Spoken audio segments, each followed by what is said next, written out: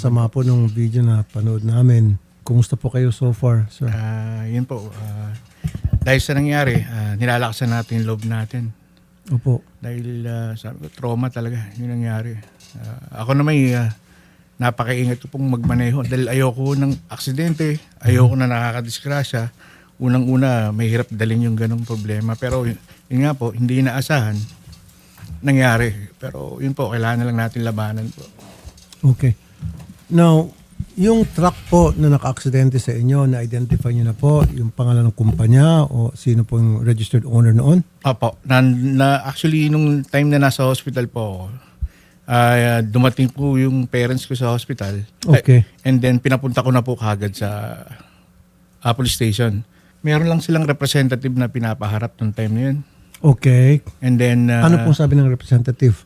ang nangyari po kasi, parang minabadali nung time na yun. Kasi ang nanay ko is senior citizen na. Opo. And then, yung mga kapatid ko naman is galing work, kaya walang masyado makausap ng maayos pa. At from Batangas, taga Bacoor, Cavite po kami.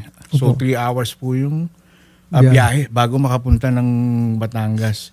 So, parang, sige, ano na lang natin kung magkaling. So, habang nasa hospital ako, hindi pa na alam ng nanay kung anong nangyari talaga sa akin, kung anong, kumbaga, kung anong findings, kung may turog pang buto, or makaka-recover ba ako sa nangyari. Hindi pa alam talaga yung totally nangyari. So, hindi po makapag-decide yung nanay ko. So, ang nangyari, parang ini-insist nila, hindi, ito na lang tulong namin, ito na lang. Nagbigay silang tulong? Wala po akong natanggap ni Wala. Singko. Tapos pinapirma po kayo na parang hindi na magreklamo? Wala po kaming pinirmahan po. Okay, good. Yung may-ari ay si Chairman Conrado Ostria, Barangay E. Rosario, Batangas. Nakausap niyo na po si Chairman? Through phone lang po. Nagtry akong kausapin po siya para hindi na nga sana lumaki. Kaso yun nga, mayroon silang ini-insist na amount na hanggang doon lang daw sila. Dapat kung ano yung hospital bills ninyo, bayaran lahat yun. At Yes po. yung mga maintenance after ng gamutan, after lumabas kayo sa hospital, etc. Senator, Opo. ay ang akin naman gusto ko yung magkausap po kami. Hindi ko man para takbuhan yan. Okay. Dahil hindi man ako nag-abusadong tao at di rin man ako nagiging siguro barangay tayo kung ako'y abusado. Okay. Magkano bang ino-offer nyo, Chairman, dito sa mga nadisgrasya ninyo? Ang inihingi nung una-una mga yan sa akin, 1 milyon.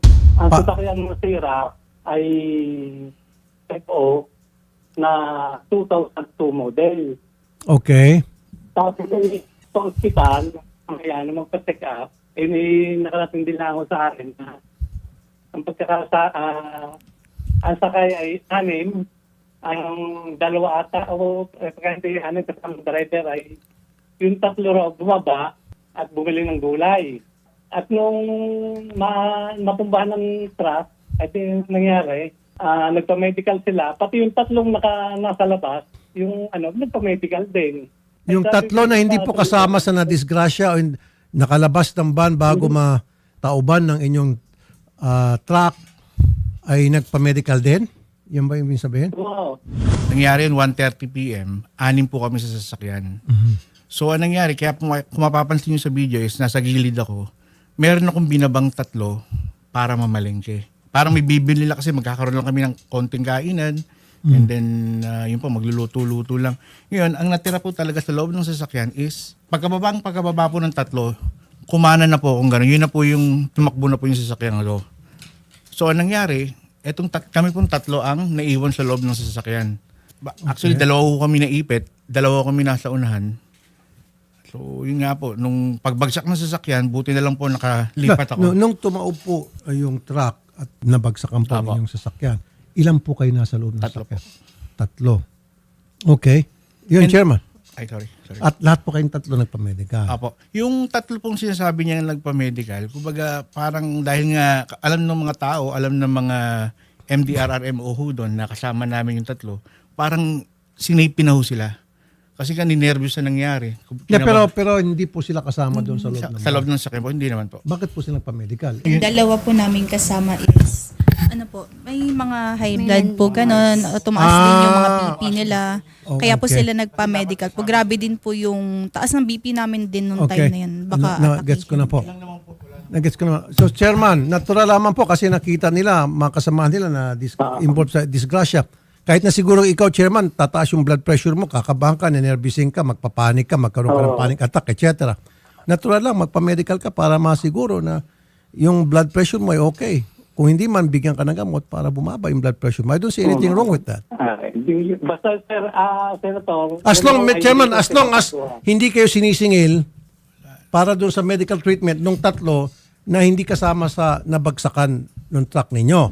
Ang tanong ngayon, Sir, sige. meron ba insurance yung truck ninyo? TPL, third party liability. Magkano po yung third party liability niya? Hindi ko, sir, dahil lang aking yung isang kasama nag-iintindi niya. Kasi total wreck ata yung sasakyan ninyo, ano sir? Total wreck yung kanyang Yes, sasakyan, sir. dapat papalitan Total niyo yun. wreck. Number one. Oo, yun lang ang balak naman, sir, eh. Ay Okay. kasi huwag naman masyadong napakaganda naman ng presyo. Hindi, kaya nga po, Eh, siyempre, kaya nga po meron kayong insurance di ba? So yung insurance adjuster ang magkakalkula kung magkano yung halaga ng van na total wreck, number one. And then magkano yung total na bayarin sa gamutan, number two. Tapos kung meron yung time lost sa trabaho, pwede rin isama yung pagbayad yun, number three. Yun lang po yun, napakasimple. Oo. Pinapakomplikado nyo. Hindi ko man, sir, tinatama. Ay, di kami magtulong ho ng dahil nung nga hong isang araw, sabi, usapan namin, after lunch, kami mag-uusap. Ay malayo pa, from din sa bayan nung namin, papunta rin sa almost 2 hours. Pagpunta ko doon, malapit na ko, ay kasabi-sabi sa akin ay hindi rin makakarating. Ay kahit ba hindi nyo man lang na sinabi sa akin na true text na hindi kayo makakarating at na ako naman hindi nabala rin ako. Dahil marami yung may meeting mo. Okay, ganito na lang po gawin natin, Chairman at Sir Henry. Pag-usapin ko kayong dalawa at tingnan natin kung ano yung may offer ni Chairman versus doon sa calculation kung magkano yung damage, total damage sa inyong sasakyan. Well, total wreck yun. So, papalitan dapat ng bago yun. Kung anong year, model, kung may mga iba pa bang gamit yung sasakyan na nasira na hindi na mapakinabangan, kasama sa kukwentahin yun at babayaran. Yung mga na gastos ng gamutan. And then sabi ko nga, kung hindi ka nakapagtrabaho dahil dyan, pwede natin i-consider din yun. Mag-usap kayo. Kung sa tingin nyo, yung amount na nararapat lang, yun yung ibigay nyo kay Chairman. Tingnan natin kung ano maging reaction niya. Okay? Opo. Nangyari na ho ba yan? Di pa? Wala pa punto. Kasi actually, hindi naman siya nakakaharap. Itong huli, kami yung nag-i-effort na tumawag sa kanya. Parang sabi ko, parang may mali. Tayo yung grabe. Sila dapat nag-reach out sa inyo. Kami yung tumatawag. Tama kayo, sir. I agree with you. Hindi naman po ako sabihin yung naghahangad ng sobrang laki. Pero yun nga po, sana So mabigyan far, lang. wala pa ho silang naiturong ni Cinco. Wala po po. Okay. Chairman, Oo. Chairman, tayuan niyo po ito, Chairman. Ito yung gusto ko mangyari. Mag-usap kayo tomorrow, siguro. And then, pag-usapan niyo kung magkano dapat yung mga babayaran niyo sa kanila. Okay, Chairman? Okay, sir. Wala akong problema. Basta yung nararapat at huwag naman masyado akong arugabyato. Sa kanya naman nung yan naman nung nagkakayonig dahil nung isang sasakyan na iniwasan. Unang-una po, dapat po may alarm po yung truck. Kasi kita naman po natin talagang may naging damage. Pangalawa, kailangan po kasing makita natin kung overloaded din siya. Kasi may violation din po doon. Pero ang nabanggit nga po ng ating staff na parang imbis na tulungan yung na-aksidente, mas pinahirapan pa. Mhm. So kung makakapunta po sa amin sa LTO, tutulungan po namin sila at idadaan lang namin po sa proseso at ma-alarma po yan. Okay, very good. Ganun Opo. nga po, gusto ko mag-usap muna sila and then later on, pag hindi nagka-agreehan sa pag-uusap, that's the time na ilapit po namin ito sa inyo para tingnan ko Opo. ano po may tutulong ng LTO. Opo, anytime po. Okay. Na-verify po natin, ito pong registered owner po ng truck ay ito pong Virgin Trucking and Trading Corp. Na pagmamayari po nila chairman at yung dalawa pa, si Sir Romualdo Bulaklak and Alan Bulaklak, ay hindi po registered sa BPLO po ng Rosario, Batangas. Patay kang bata ka. O, di Yes, sir. patong ng kaso. And also, Idol, marami din pong netizen yung nagtatanong kung patungkol po doon sa van na iniwasan po nung truck, kung liable po ba ito. ang van. Yung van po na iniwasan ng truck, dahilan po kaya siya nawalan po ng control at bumangga po kay sir.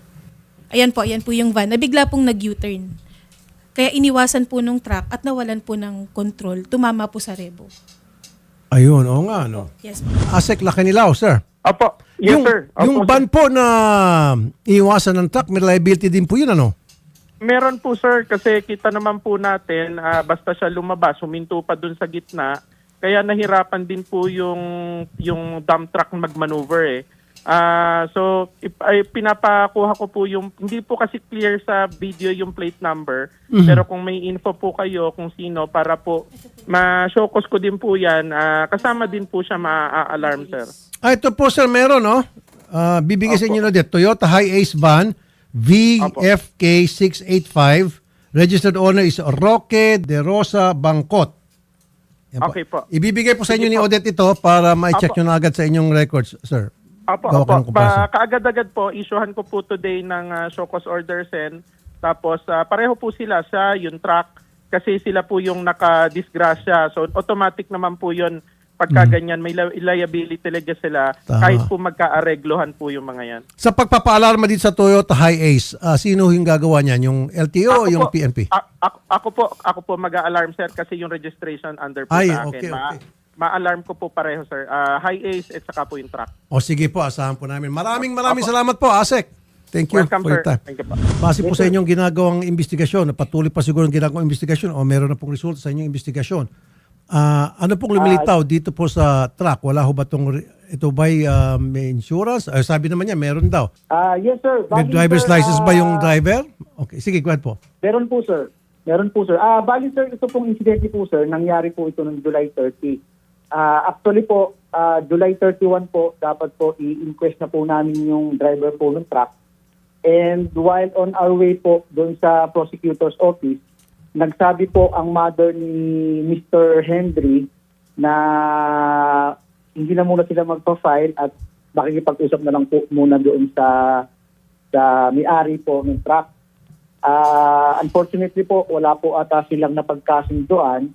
That's why we are waiting po sa kanila kung kailan po ito ma-file. Actually, sir, lahat po ng documents natin naka-prepare and ready na po for filing na po ito sa prosecutor's office po, sir. Ayun naman pala eh. Okay, so ganitong gawin natin, Sir Henry. At Chairman, mas maganda siguro yung sa aregluhan doon kay sa LTO muna. Para neutral yun. Hindi yes, tayo sir. pwede sa barangay. So, sa harap ni ASEC Lacanilaw, okay, mag-usap, kung ano yung mapag-agrihan nyo, compensation, bahala na kayo. Pag hindi kayo nagkasundo, tuloy ang kaso. Sa palagay ninyo kung lugi kayo.